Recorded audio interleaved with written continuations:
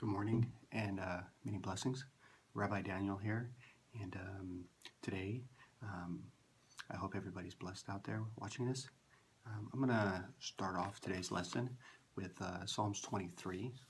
That's what I'll be talking about today. So I'll read that first, and then I'm going to point out some very beautiful things about this psalm. Okay, Psalms 23 goes, a psalm by David. That's in Hebrew, that is Mizmor L'David. Okay, so if you get a chance, go ahead and search for a song called Mizmor L'David. It's a song that Gad Elbaz does, and it's absolutely wonderful. It's very, very Middle Eastern in its sound, but listen to it. It's very powerful. It's very strong, and I was listening to it when I first heard his version of it, and it really struck me the words.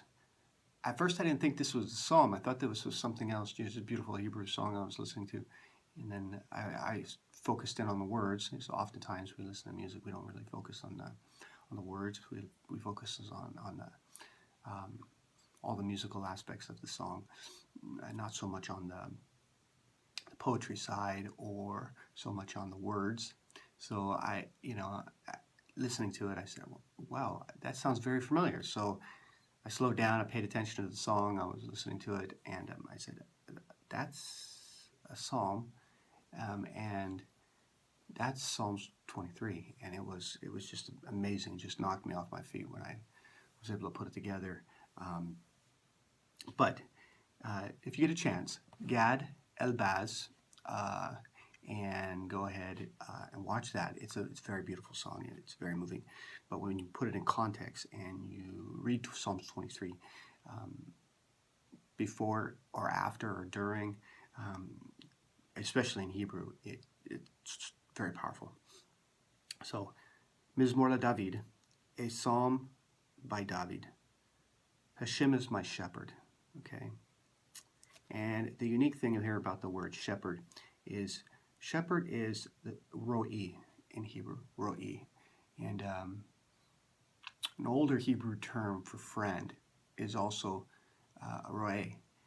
And so there's a connection there. He's playing on words. He's not only saying that Hashem is the shepherd because he is a shepherd himself. David is a shepherd himself. He's not only saying that God is the shepherd over him, but also that God is his friend. You see what I'm saying? Not exact words. It's poetry, so it's play on the sounds. Okay. He says, "I shall not lack. In lush meadows he lays me down. Besides tranquil waters he leads me. He restores my soul. He leads me in the path of righteousness." Okay, and righteousness, obviously, here is tzedek. And tzedek doesn't mean righteousness in the term of a Greco-Roman Western world view of righteousness. Oftentimes we think in the Western world that righteousness has something to do with holiness, and that's not really the case. Righteousness has to do with justice. In the Jewish perspective, righteousness is more closely aligned with justice and charity than it is with holiness. It's doing the right thing. It's doing the correct thing. It's showing mercy because it's the right thing to do. That's why a related word to tzedek, righteousness, tzedek, related word is tzedakah. And tzedakah is a word for charity. We're giving forth charity because giving forth charity is the right thing to do. God has blessed us with so much. We should be blessing other people as well. We should be extending our hand to them. We should always have our hands open so we can receive from God, but also to give to others, for we can minister to other people, we can take care of other people. I mean,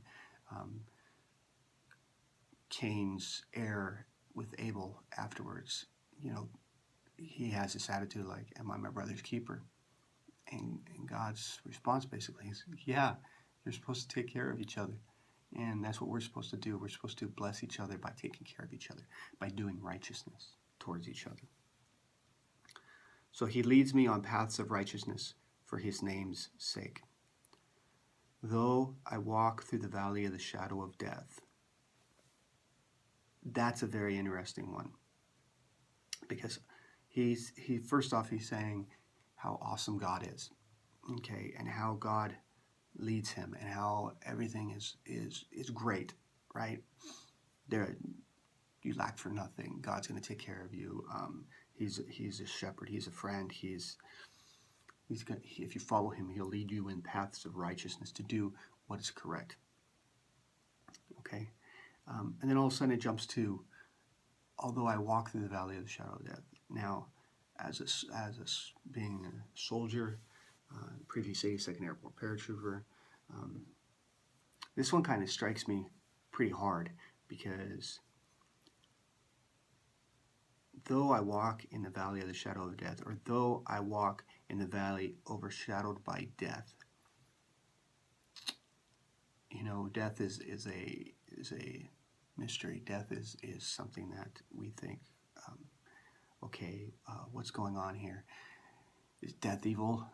Death has this feeling like it's evil, but it's not. I mean, it's a transition from this world into the next world. It's a very hard thing for us to grasp, because we dwell in this physical world. But the word here in Hebrew is tzalmavet, and tzalmavet is basically a crassus of two words. The word tzal, which is shadow, and mavet, which is death. So it's combined as one word here. And it's really unique, because the concept of the shadow is something that casts something upon. Like you look upon your shadow, it's an illusion, really. Shadow's not really there. And death, in a way, is an illusion to us, because we don't see the full realm of what's going on with death. But the first word, shadow, is like, it's broken up into two Hebrew letters, the tzadi and the lamed. The tzadi is like represents righteousness, and the lamed is educating us. So something is educating us about death. You see what I'm saying? It's that transitionary point. So it just really hits me hard when I hear the word tzalmavet. It's like, really thinking about it. I imagine a convoy going through mountain pass, and or soldiers going through a mountain pass with archers up on top of the hill ready to ambush him and take him out.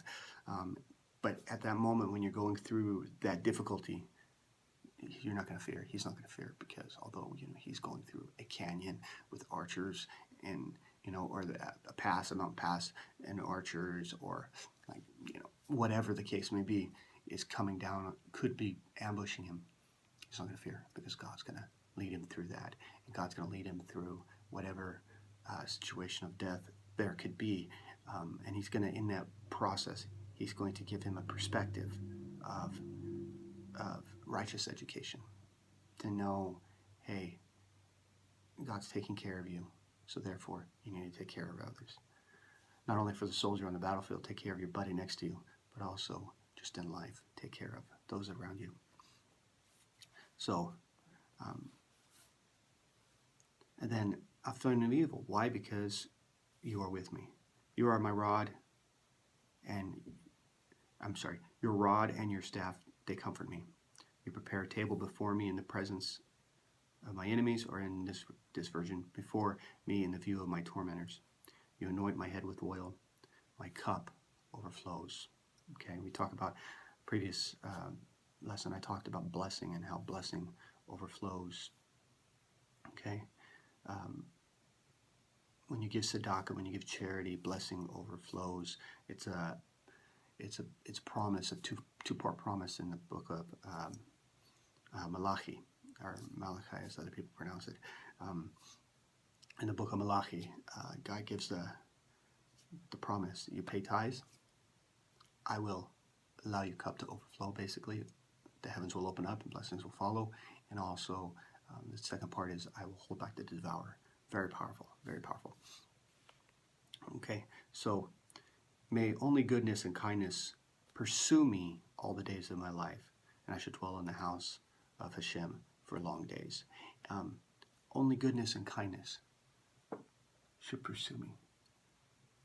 That's a very powerful thing. Only goodness and kindness should pursue me. And in the Hebrew word here, for some reason, just strikes me so heavy. It's yerdafuni, and it's just like, if you can imagine him going through the mountain pass again, analogy, and what happens if you're going to get caught in a mountain pass? You're going to be going through it, you're going to be running through it, and then tormentors are going to try to pursue you. The enemy is going to try to come after you. But here he's saying, as long as he's doing as long as he's letting God, as long as he's letting the Almighty Hashem lead him, okay, then he doesn't have to worry about tormentors pursuing him, or the enemy pursuing him, or spiritual impediments coming after him. What he's saying is that God's blessings, God's mercies are going to follow after him, and that is going to pursue him all the days of life. And because of that, he's going to be able to be in that point where he's in prayer and in worship, and not out of a need, but out of a desire to build his relationship with God. So that's just very powerful, and it's a very powerful psalm to wake up with.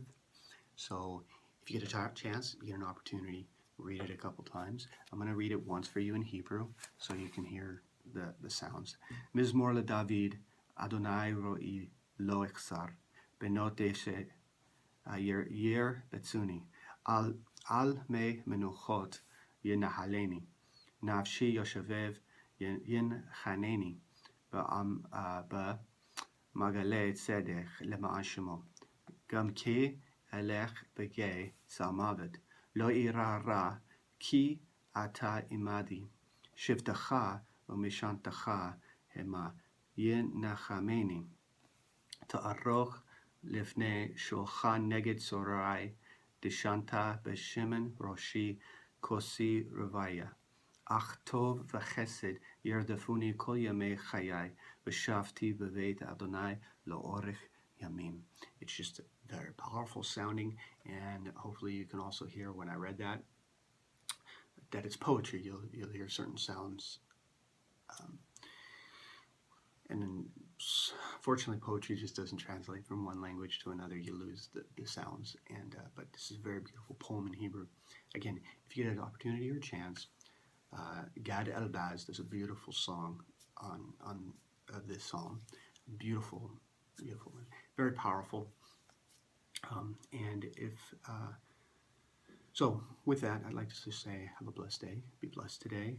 Go through your day thinking about how you can pursue righteousness, which is charity, and knowing that God's going to pursue after you as well.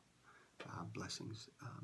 And if you liked my video, go ahead and subscribe. If you want to watch more videos or read some of our blogs, go ahead and go to lionsden.info. And on lionsden.info, I have some other lessons that I have. It's lionsden.info is more than me. It's me and a couple other bloggers on Jewish things. I deal more with lessons of Hebrew in exegesis, basically for anybody. And then there's some other blogs on Jewish apologetics and some other things like that. But it's a great site, a lot to learn, and the videos are streaming through there. And if you are blessed, or you feel blessed from my videos or from the blogs, then go ahead, donate. It will help help more videos and blogs come. And so with all that, I pray that everybody watching this will be blessed today and have a wonderful